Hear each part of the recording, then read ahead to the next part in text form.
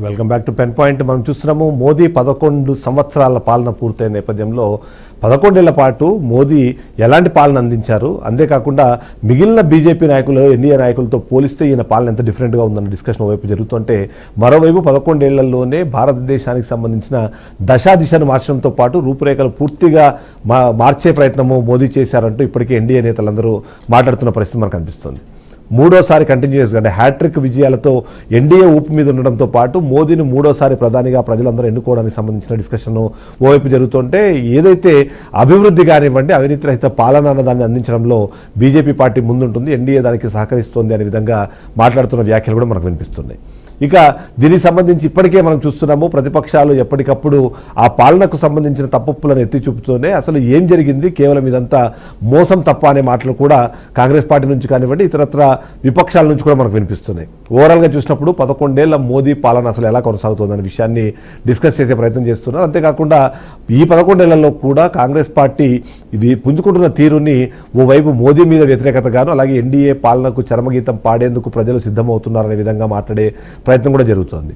ఇక ఎన్డీఏ కూటమిగా మనం చూసినప్పుడు గతంతో పోలిస్తే అంటే 2019 ఎన్నికలతో పోలిస్తే 2024 ఎన్నికల్లో సీట్లు తగ్గడం అన్న దాన్ని ఒక ఎగ్జాంపుల్గా చూపిస్తూనే మరోవైపు 2029 ఎన్నికలు గురించి కూడా డిస్కషన్ జరుగుతుంది.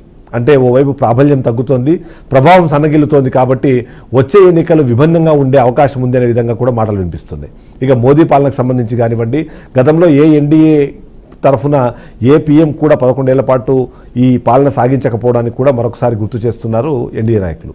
అంటే ఓవరాల్గా చూస్తే మాత్రం 11 ఏళ్ల పాటు మోదీ పాలన ఎలా సాగింది, ఈ సాగిన నేపథ్యంలో ప్రజలు నిజంగానే సంతోషంగా ఉన్నారా ఎన్డీఏ వాళ్ళు చెప్తున్నట్టుగా, లేకుంటే అసంతృప్తితోనే తప్పని పరిస్థితుల్లో మాత్రమే ఎన్డీఏని అధికారంలోకి తీసుకొస్తున్నారా అన్న విషయం కూడా చర్చించాల్సిన అవసరం ఉంది. దీనిపైన మా ప్రతినిధి రాజేందర్ లైవ్లో సిద్ధంగా ఉన్నారు. రాజేందర్తో ఒకసారి మాట్లాడే ప్రయత్నం చేద్దాం. రాజేందర్, ఇప్పుడు మోదీ 11 ఏళ్ల పాలన పూర్తి చేయడం కానివ్వండి, ఈ 11 ఏళ్ల పాలన పూర్తి చేసే క్రమంలో ఓవైపు ఆర్థికాభివృద్ధి జరిగింది, మరోవైపు ప్రపంచంలో భారత్కి ఒక రకమైన అడ్వాంటేజ్ వచ్చింది. గతంతో పోలిస్తే ఈసారి మనకు ఆ ప్రాబల్యం బాగా పెరిగింది అనే విషయాన్ని కూడా చాలామంది మాట్లాడే ప్రయత్నం చేస్తారు. ఇక ఆయన ఒక యూనివర్సల్ స్టార్గా కూడా చూపించే ప్రయత్నం చేస్తున్నారు. సో ఎలా చూడాలంటారు, 11 ఏళ్ల పాలన ఎలా ఉంది, ప్రతిపక్షాలు ఏం మాట్లాడుతున్నాయి, ఇప్పుడు ఎన్డీఏ ప్రభుత్వం ఎట్లా దాన్ని చూస్తోంది?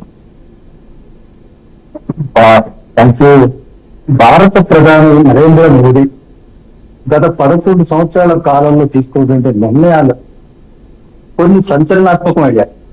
ప్రపంచ దేశాల్లోనే భారత్ కు ఒక ప్రత్యేక స్థానాన్ని కల్పించే దిశలో కూడా కొన్ని నిర్ణయాలు నరేంద్ర మోదీ గారు తీసుకున్నారనే వాస్తవం.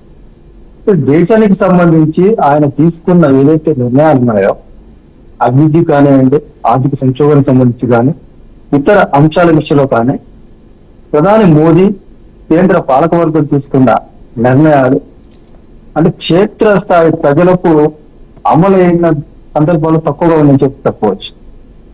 అభివృద్ధికి సంబంధించిన అంశాల విషయంలో కూడా దేశంలోని కొన్ని ప్రాంతాలకే పరిమితం కావటం, మిగతా ప్రాంతాలను పట్టించుకోకపోవడం అనే విమర్శలు కూడా వెల్లువెత్తిన సందర్భాలు ఉన్నాయి. ముచ్చటగా 3వసారి నరేంద్ర మోదీని ప్రధాని చేయాలని బీజేపీ గత ఎన్నికల్లో నినాదంతో చేసిన సందర్భంలోనే ప్రధాని మోదీ ముచ్చటగా 3వసారి ప్రధానమంత్రి కావడం, 11 ఏళ్ల పాలన నిర్విఘ్నంగా ఆయన కొనసాగిస్తున్న క్రమంలోనే అనేక సవాళ్లను కూడా ఎదుర్కొన్న సందర్భాలు ఉన్నాయి. ఈ నేపథ్యంలోనే గతంలో బలహీనంగా ఉన్న కాంగ్రెస్ పార్టీ బీజేపీపై ఉన్న వ్యతిరేకతను కొంత అనుకూలంగా మార్చుకొని గత పార్లమెంట్ ఎన్నికల్లో తన సీట్ల సంఖ్యను పెంచుకోవడంతో పాటు ఇండియా కూటమిని ఏర్పాటు చేసి మోడీకి ధీటుగా ఒక దశలో ఆ పోరాటాలు సాగించే సందర్భాలు ఉన్నాయి. పలు లోపాల కారణంగా ఇండియా కూటమి ఆశించిన స్థాయిలో స్థానాలు దక్కకపోవడం వలన వెనుకది పడాయి. ఇది అవకాశంగా తీసుకున్న బీజేపీ ఎన్డీఏ కూటమి బలపడడంతో పాటు అది కొద్ది సీట్ల ఆధిక్యతతో ప్రభుత్వాన్ని ఏర్పాటు చేయటం, కొన్ని బలమైన నిర్ణయాలు తీసుకోవటం వంటి సందర్భాలు ఉన్నాయి. ప్రపంచ స్థాయిలోనే దేశానికి ఒక ప్రత్యేక స్థానాన్ని సంతరింపచేసే విషయంలో నరేంద్ర మోదీ గత కేంద్ర పాలకవర్గం తీసుకున్న నిర్ణయాలు కొన్ని మాత్రం సత్ఫలితాలు ఇచ్చినప్పటికీ కూడా మరికొన్ని ఫలితాలు మాత్రం అసంతృప్తిని మించానే వాదనలు బలంగా అనిపిస్తున్నాయి. ప్రధానంగా సామాన్య ప్రజలు, పేద ప్రజలకు సంబంధించిన అభివృద్ధి విషయంలో మాత్రం కేంద్ర ప్రభుత్వం తీసుకున్న నిర్ణయాలు, అమలు చేసిన పథకాలు క్షేత్రస్థాయిలో మాత్రం పూర్తిగా అందని పరిస్థితి ఉంది. దానికి ప్రచార లోపం కావచ్చు, ఇంకా మరేదైనా కారణం కావచ్చు. కేంద్ర స్థాయిలో తీసుకున్న నిర్ణయాలను కింది స్థాయిలో అమలు చేసే క్రమంలో మాత్రం అనేక లోపాలు ఉండటం వలన పేద సామాన్య మధ్యతరగతి ప్రజలకు మాత్రం కేంద్ర ప్రభుత్వ పథకాలను పూర్తిగా వినియోగించుకునే పరిస్థితి ఏర్పడింది. Right, thank you Rajender. Laxman garu, ఇక్కడ 11 ఏళ్ల పాటు మోదీ పాలన అన్నది, అలాగే ఎన్డీఏ ప్రభుత్వం అంటే 3 సార్లు కన్సిక్యూటివ్గా అధికారంలోకి రావడం అన్నది ఒకటి చూస్తుంటే, ఈ 11 ఏళ్ల పాటు జరిగిన పాలన వ్యవహారాలు ఏవైతే ఉన్నాయో వాటి కారణంగానే ఇవాళ 4th లార్జెస్ట్ ఎకానమీగా భారత్ ఎదిగింది, మిగిలిన అన్ని రంగాల్లో కూడా దూసుకుపోతోంది అనేది ఎన్డీఏ ప్రభుత్వం చెప్తుంది. సో మీ అబ్జర్వేషన్ ఏంటి? నిజంగానే 11 ఏళ్ల పాలన కానివ్వండి, లేకపోతే గత 11 ఏళ్ల నుంచి జరుగుతున్న ఈ గవర్నెన్స్ ద్వారా దేశానికి ఏమైనా లాభం వచ్చిందా? ఖచ్చితంగా దేశ అభివృద్ధి పనులను వెళ్తున్నాం. ఇప్పుడు మనం చూసాం కదా, ప్రపంచ దేశాల ఆర్థిక వ్యవస్థలను పరిశీలించినప్పుడు అమెరికా, చైనా, రష్యా తర్వాత ఇవాళ 4వ స్థానం భారతదేశానికి వచ్చింది కదా, జర్మనీ దాటుకుని వెళ్ళిపోయాయి కదా. ఇంకా రాబోయేటువంటి 29 నాటికి ఖచ్చితంగా 3వ ప్లేస్లోకి వెళ్ళిపోతామని చెప్తున్నారు. ఇక్కడ పేదరికం అంటే బిలో పావర్టీ పర్సెంటేజ్ కూడా బాగా తగ్గిపోయింది, 8%కి వచ్చింది.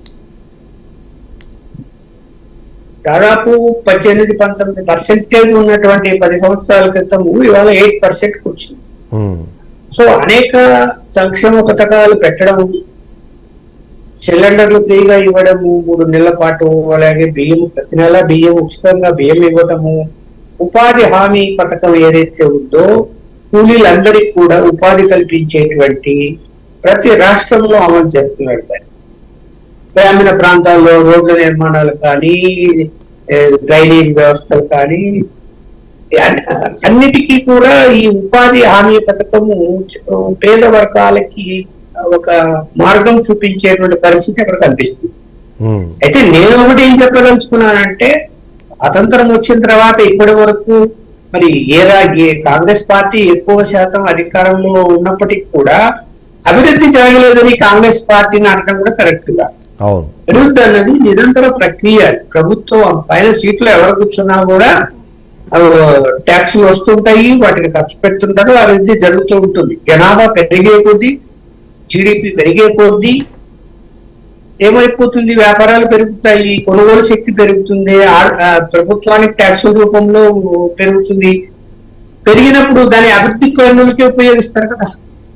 మళ్ళీ నీతి ఆయోగ్ జిఎస్టీని ఏదైతే వేస్తున్నారో వాటిని అన్ని రాష్ట్రాలు కూడా నిర్దిష్ట డేట్ లోపల అన్ని రాష్ట్రాలకు పంపడం వలన ఆర్థిక వనరుల కోసం ఎత్తుక్కోవాల్సిన పని లేకుండా అయిపోయింది. సార్, అయితే ఇక్కడ ఎక్కడో చోట ఎన్డీఏ పాలిత ప్రాంతాలు లేకపోతే ఆ రాష్ట్రాలకు వచ్చే నిధులు కానివ్వండి, దానికి దక్కే ప్రాధాన్యత కానివ్వండి, మిగిలిన రాష్ట్రాల్లో ఉండదు అన్నది కూడా ఒక విమర్శ వినిపించే ప్రయత్నం చేస్తారు. ముఖ్యంగా మనకు సౌత్ ఇండియాలో చూస్తే 2 రాష్ట్రాల దానివల్ల నష్టపోతున్నాయనో, లేకపోతే ముఖ్యంగా మనము మాట్లాడుకుంటే వైపు అదే ఏమంటారు ఎన్డీఏతర ఇక్కడ బీజేపీ ప్రభుత్వం అధికారంలో ఉంది కాబట్టి దాన్ని ఎప్పుడు కూడా నార్త్ వాళ్ళే లీడ్ చేస్తూ ఉంటారు అనేటువంటి ఉద్దేశంతో అలాంటి ఆరోపణలు చేస్తూ ఉంటారు. అవునండి, ఇప్పుడు మనకి ఒక ముఖ్యమంత్రి ఇప్పుడు రేవంత్ రెడ్డి ఉన్నారు, ఆయన ముఖ్యమంత్రి అయ్యాడు.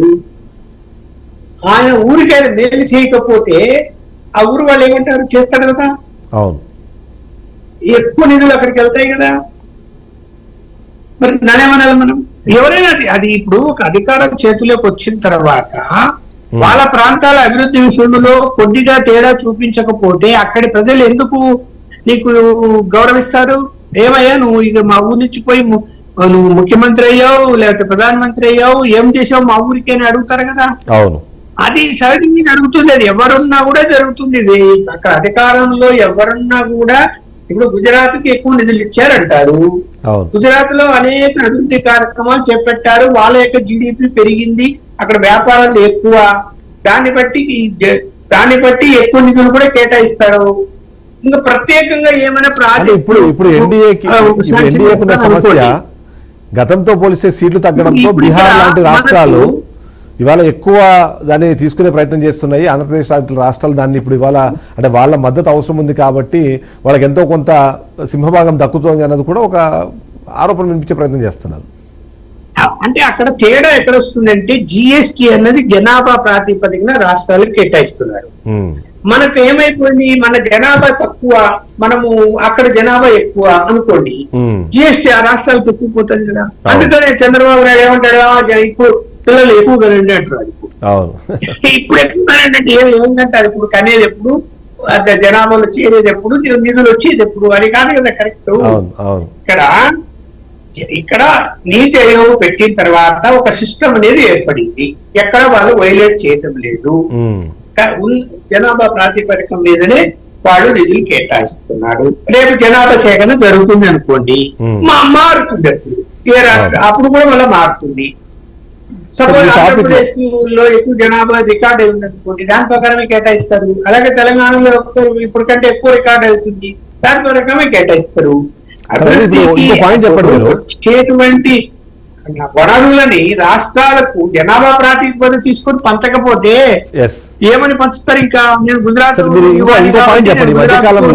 నా ఇష్టం చేయడం నేను నిధులు కేటాయిస్తానంటే కుదరదు కదా ప్రజాస్వామ్య వ్యవస్థలో. అయితే ఈ మధ్యకాలంలో బాగా వివాదాస్పదమైంది ఏంటంటే ట్రంప్ చెప్పాడని చెప్పేసి యుద్ధాన్ని ఆపేశారు, లేకపోతే మనం ఏదైతే టెర్రరిజం మీద యుద్ధాన్ని ప్రకటించి దాని మధ్యలో ఆపడానికి మన కారణాలు కాకుండా ఎవరో బెదిరించారనో, భయపెట్టారనో, అడిగారనో, రిక్వెస్ట్ చేశారనో ఆపేశారన్నది ఇప్పుడు మనం చూస్తూనే ఉన్నాం. రాహుల్ గాంధీ రోజు మాట్లాడుతున్నారు దాని గురించి. సో గతంలో రాజకీయంగా మాట్లాడచ్చు కానీ ట్రంప్ మొదట నోరు జారిన మాట వాస్తవము. ఆయన అడ్వాంటేజ్ తీసుకున్నాడు. ఎందుకు తీసుకున్నాడు అంటే ట్రంప్ తో సంప్రదించింది మొదట పాకిస్తాన్ వాళ్ళు, అయ్యా బాబు మాకు యుద్ధం ముద్దు ఏమొద్దు నువ్వేదో చెయ్యి అని చెప్పి. తర్వాత అతను మనతో మాట్లాడాడు. కానీ ప్రభుత్వం జోక్యం మేము చేసుకోము, రాజకీయ పరంగా సైనికులు మాట్లాడుకోవాల్సిందే అని చెప్పి మన దేశం యొక్క సైనిక అధ్యక్షుడు, వాళ్ళ దేశం యొక్క సైనిక అధ్యక్షుడు వాళ్ళు చర్చలు జరుపుకున్న తర్వాత ఆ నిర్ణయం జరిగింది. రాజకీయంగా జరగలేదు. జరగనప్పుడు ఏమైంది, నేను చెప్పాను కాబట్టి యుద్ధం ఆపారు అని ఆయన నోరు జారి, మళ్ళీ నోరు జారినోడు మళ్ళీ అందరూ నువ్వు చెప్తే ఎందుకు ఆగిపోయింది ఇక్కడ అని అందరు తగులుకుంటే అప్పుడు అలా కాదు ఇలా అని మళ్ళీ మాట పట్టాడు. అందువల్ల ఇక్కడ ఎవరి రాజకీయం వాళ్ళు చేస్తారు. ఇప్పుడు అమెరికా ఏం చేస్తుంది, ఎంతసేపు కూడా అన్ని దేశాలను జుట్టు పట్టుకుందామా అని చూస్తుంది. ఎందుకు, ఆర్థికంగా బలపడి ఉన్నారు. మన యొక్క ఎగుమతులు దిగుమతుల విషయంలో అవసరం ఉంటది ప్రతి దేశానికి అమెరికా. అలాగే ఉద్యోగాల విషయంలో ప్రతి దేశం వాళ్ళు పోయి ఉద్యోగం చేస్తారు, అక్కడి నుంచి రెవెన్యూ వస్తాయి మనకు రాష్ట్ర దేశాలకు. అందువలన వాళ్ళు ఏం చేస్తారు, అడ్వాంటేజ్ తీసుకొని మాట్లాడతారు ప్రతిదాన్ని.